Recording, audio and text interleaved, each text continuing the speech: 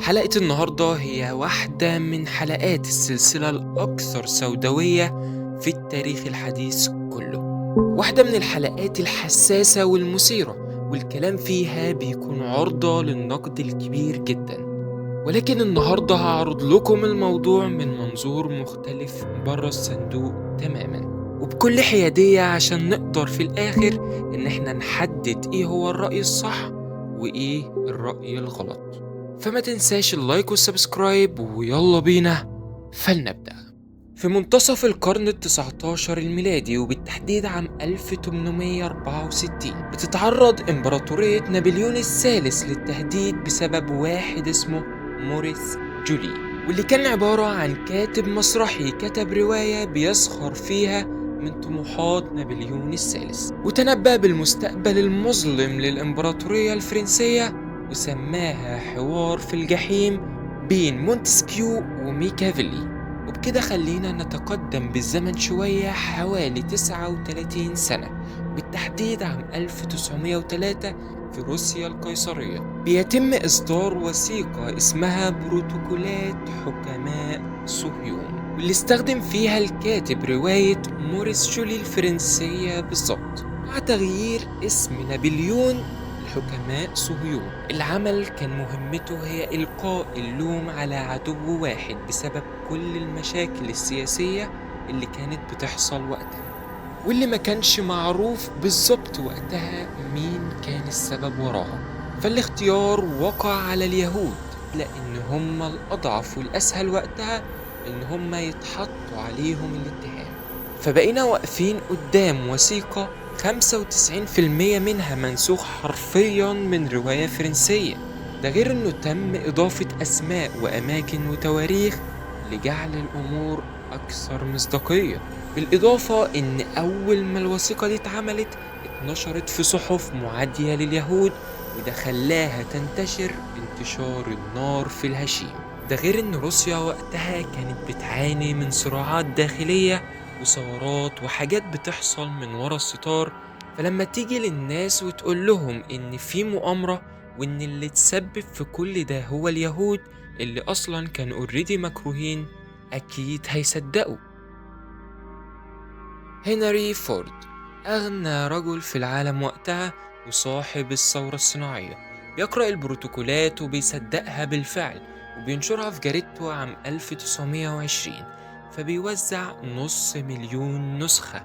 فالناس بدأت تبص لنظرية المؤامرة بجدية أكبر. الكلام دلوقتي على مؤامرة عالمية، مش على قد الثورات الداخلية اللي حصلت في روسيا وخلاص. فورد ما كانش الوحيد اللي صدق الوثيقة دي، ولكن هتلر هو كمان آمن بيها، وكتب عنها في كتاب سماه كفاحي سنة 1924، واللي ذكر فيه إنه اتعلم من البروتوكولات. ومن هنا بدأت كراهية هتلر لليهود، على أساس إن هم السبب في كل المشاكل اللي بتحصل في العالم. فبدأ بسلسلة الإبادة لحد ما خلص على 6 مليون يهودي. ولكن بعد هزيمة هتلر الناس بدأت تتعاطف أكتر مع اليهود، ويشوفوهم على إنهم كانوا ضحايا، والناس اللي ماتوا منهم كانوا عبارة عن قرابين لنظرية وهمية ملهاش أي أساس من الصحة. وكان المؤمن بنظرية المؤامرة وقتها قليل جدا، وظل الوضع على ما هو عليه لحد نشر كتاب السر الكبير، واللي نشره لاعب كرة قدم بريطاني سابق وصحفي تلفزيوني اسمه ديفيد إيريك. إيريك اتكلم في الموضوع ده لأول مرة عام 1990، وقال إن الزواحف الفضائية القادرة على تغيير شكلها بتتحكم في الأرض من خلال اتخاذ شكل بشري، واكتساب القوة السياسية للتلاعب بالمجتمعات البشرية. إيريك كان من المؤثرين وقتها، لدرجة إن بعض المحاضرات اللي كان بيلقيها كانت بتكون بالمئات والآلاف، لحد ما وصل عدد المؤمنين بنظرية الزواحف في أمريكا بس سنة 2013 ل 12 مليون بني آدم، بما يعادل 2.8 من تعداد أمريكا وقتها. الناس دي كلها كانت مؤمنة بشيء واحد فقط، وهو إن اللي بيحكم الأرض عبارة عن زواحف غير أرضية، واللي جاية الأرض علشان تخلص على الجنس البشري تماما. في كل مرة بتظهر فيها نظرية المؤامرة بتنجح إن هي تقنع الناس، مش لأن هي معتمدة على دلائل قوية وبراهين ثابتة، بل لأن هي بتعبر عن العدو الخفي اللي مش هتقدر تغلبه مهما حاولت، واللي دايما سابقك بأكتر من خطوة.